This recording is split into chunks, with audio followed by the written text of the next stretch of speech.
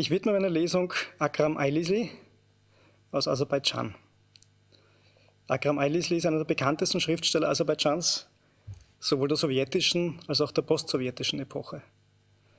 Er wurde 1937 im Bergdorf Aylis in der Region Nachitschewan nahe der Grenze zu Armenien und zum Iran geboren. Die meisten seiner Werke haben mit diesem Dorf zu tun. Seine subtilen, die bäuerliche Welt seiner Heimat liebevoll schillernden Kurzgeschichten und Romane sind in Aserbaidschan sehr populär und wurden in über 30 Sprachen übersetzt. Akram Aylisli wurde der Titel Schriftsteller der Nation sowie die höchsten Orden Aserbaidschans, der Schokrat auf Deutsch Ehre und der Istigal auf Deutsch Unabhängigkeit verliehen. 2005 wurde er als Vertreter seiner Heimatregion in das aserbaidschanische Parlament gewählt. Im Dezember 2012 veröffentlichte er den Roman Steinträume, in dem er die anti-armenischen Pogrome 1989-90 in Baku behandelte und die Massaker, die türkische Truppen 1918 an den Armeniern seines Heimatdorfes verübt hatten. The Seven Ages. In my first dream, the world appeared, the salt, the bitter, the forbidden, the sweet. In my second, I descended. I was human, I couldn't just see a thing. Beast that I am. I had to touch to contain it. I hid in the groves. I worked in the fields until the fields were bare. Time that will never come again. The dry wheat bound caskets of figs and olives. I even laughed a few times in my disgusting human way. And like everyone, I called that accomplishment erotic freedom, absurd as it seems. The wheat gathered and stored, the last fruit dried. Time that is hoarded, that is never used. Does it also end? In my first dream, the world appeared, the sweet, the forbidden, but there was no garden, only raw elements. I was human, I had to beg to descend. The salt, the bitter, the demanding, the preemptive. And like everyone I took, I was taken, I dreamed. I was betrayed. Earth was given to me in a dream I possessed it. Moonbeam. The mist rose with a little sound, like a thud, which was the heart beating, and the sun rose, briefly diluted, and after what seemed years, it sank again, and twilight washed over the shore and deepened there. And from out of nowhere lovers came, people who still had bodies and hearts, who still had arms, legs, mouths, although by day they might be housewives and businessmen. The same night also produced people like ourselves.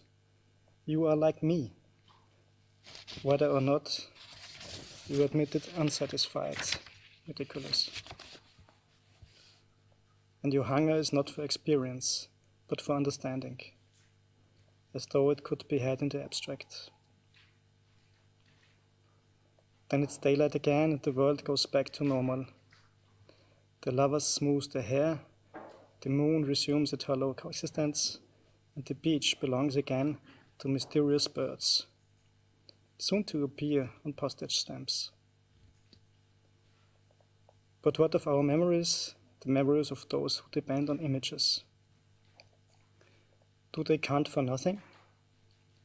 The mist rose taking back proof of love, without which we have only the mirror, you and I. The sensual world. A call to you across a monstrous river of Jason, to caution you, to prepare you. Earth will seduce you, slowly, imperceptibly. Subtly, not to say with connivance. I was not prepared. I stood in my grandmother's kitchen, holding out my glass. Stewed plums, stewed apricots. The juice poured off in the glass of ice, and the water added patiently in small increments. The various cuisines discriminating, tasting, with each addition. Aroma of summer fruit, intensity of concentration. The colored liquid turning gradually lighter, more radiant. More light passing through it, delight than solace. My grandmother waiting. To see if more was wanted, solace than deep immersion. I loved nothing more. Deep privacy of the sensual life. The self disappearing into it or inseparable from it, somehow suspended, floating its needs. Fully exposed, awakened, fully alive. Deep immersion, and with it, mysterious safety. Far away, the fruit glowing in its glass bowls, outside the kitchen, the sun setting. I was not prepared. Sunset, end of summer. Demonstrations of time as a continuum, as something coming to an end. Not a suspicion. The senses wouldn't protect me. I caution you as I was never cautioned. You will never let go. You will never be satiated. You will be damaged and scared. You will be continued to hunger. Your body will age. You will be continued to need. You will want the earth, then more of the earth. Sublime, indifferent, it is present. It will not respond. It is encompassing. It will not minister. Meaning it will feed you. It will ravish you. It will not keep you alive. Mother and child. We are all dreamers. We don't know who we are. Some machine made us, machine of the world, the constricting family. Then back to the world, polished by soft whips. We dream, we don't remember. Machine of the family, dark for forests of the mother's body. Machine of the mother, which city inside her. And before that, earth and water, moss between rocks, pieces or leaves and grass. And before, cells in the great darkness. And before that, the wheeled world. This is why you were born, to silence me. Cells of my mother and father, it is your turn to be pivotal, to be the masterpiece. I improvised, I never remembered. Now it's your turn to be driven. You're the one who demands to know. Why do I suffer? Why am I ignorant? Cells in the great darkness. Some machine made us. It is your turn to address it, to go back asking, what I am for. What am I for?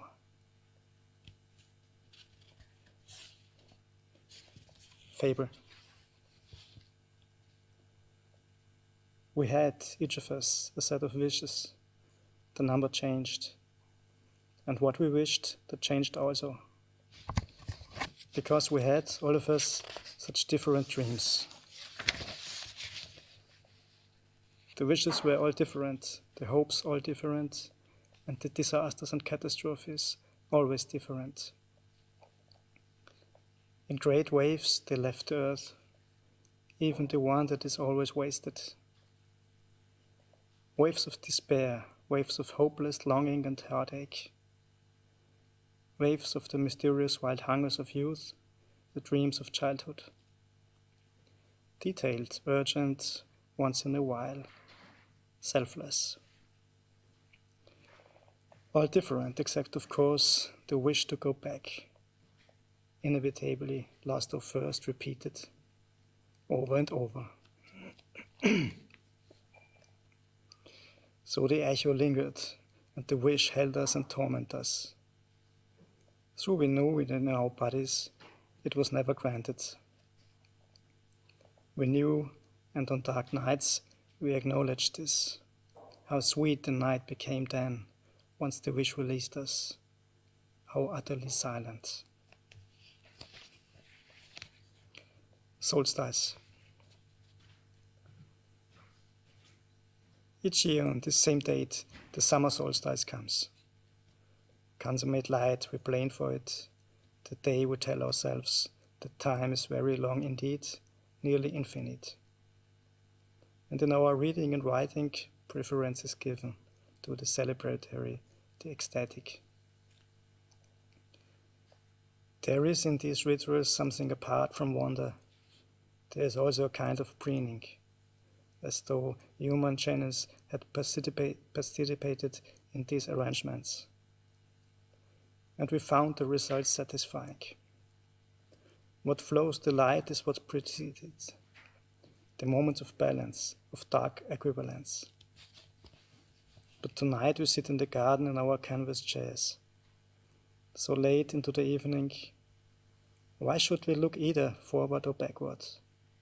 Why should we force to remember? It is in our blood, this knowledge. Shortness of the days, darkness, coldness of winter. It is in our blood and bones. It is in our history. It takes genius to forget these things.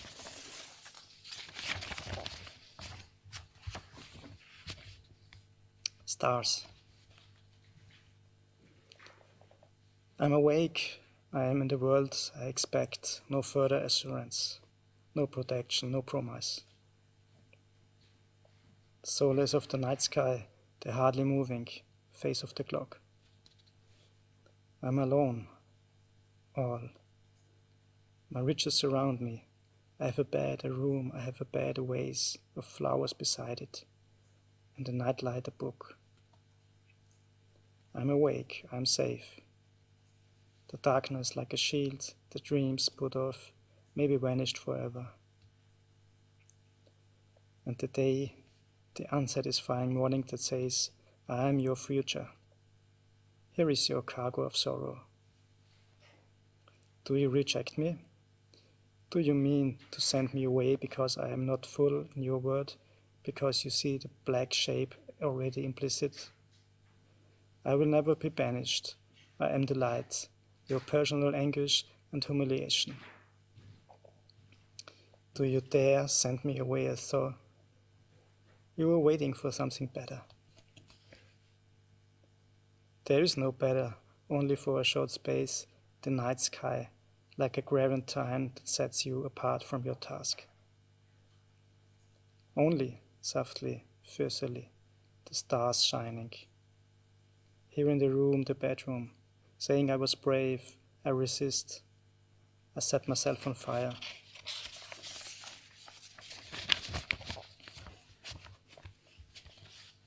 Youth. My sister and I, at two ends of the sofa, reading, I suppose, English novels, the television on, various schulbooks open places marked with sheets of lined paper. Euclid, Pythagoras, as though we had looked into the origin of thought and preferred novels. Sad sounds of our growing up, twilight of cellos, no trace of a flute or piccolo. And it seemed at the time almost impossible to conceive of any of it as evolving or malleable. Sad sounds, anecdotes that were really still lives, the page of the novels turning, the two dogs snoring quietly.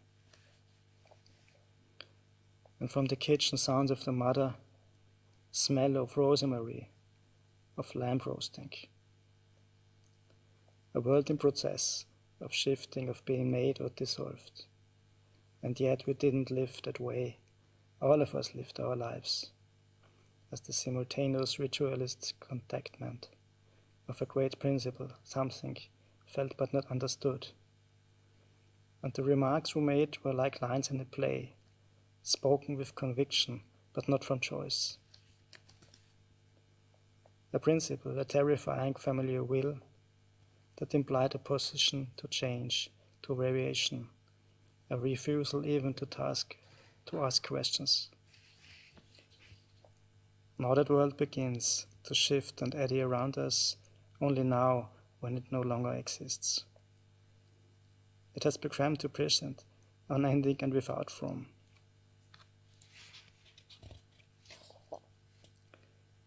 Exalted image. Not one animal, but two. Not one plate dwarfed by cutlery, but a pair of plates, a tablecloth. And in the market, the little carts, neither pointing gently upon people nor desperately full. And in the dark theater, the two hands seeking each other. Parts of a shrine, like a shrine in church, blurred by candles. And whose idea is this? Who is kneeling there, if not the child who doesn't belong, the blemished one for whom riches is the ordeal? Later, bend over his work, while the others are passing notes, earnestly applying what his teacher calls. His good mind to his assignment, what is he protecting?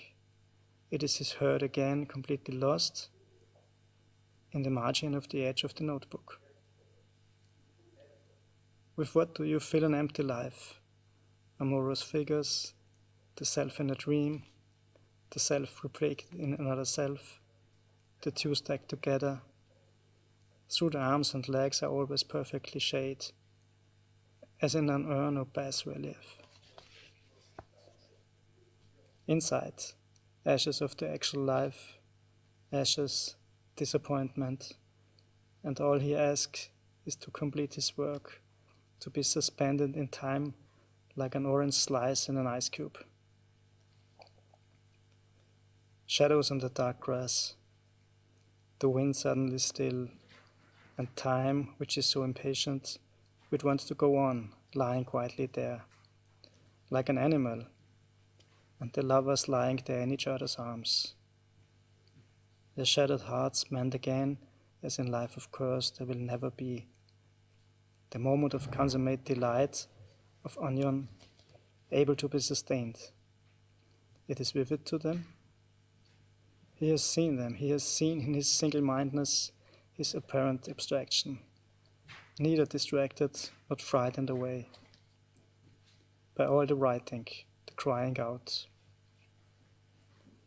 And he has understood, he has restored it all, exalted figure of the poet, figure of the dreamer. Reunion.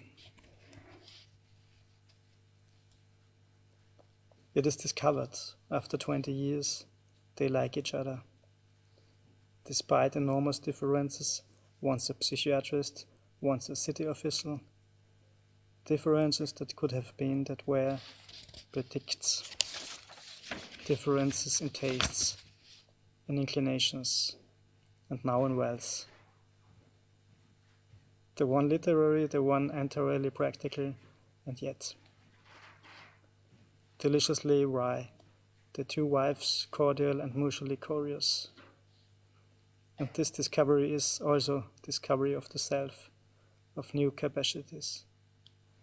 They are in this conversation like the great sage, the philosophers they used to read, never together. Men of worldly accomplishment and wisdom, speaking with all the charm and ebullience and each an openness for which youth is so unjustly famous.